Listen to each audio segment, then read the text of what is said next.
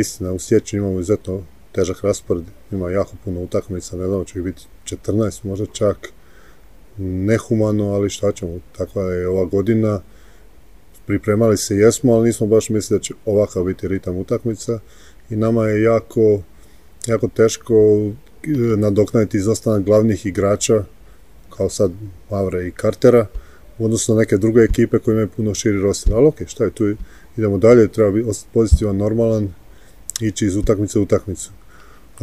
Igramo prvu sad sa Osijekom. Prva utakmica je prvo zaželio bi Stipi, stvarno drago mi je da je postao trener i zaželio bi mu sretnu uspješnu sezonu. Iskreno jako me zanima ova utakmica iz razloga što sa bivšim trenerom Kujundžićem su igrali izuzetno lijepu i atraktivnu košarku, veliki broj poena.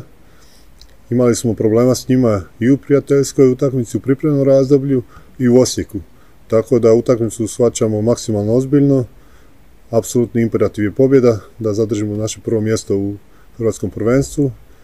I to je to. Nakon toga imamo izuzetno težak raspored, ali o tome ćemo pričati nakon što završimo utakmicu sa Osijekom.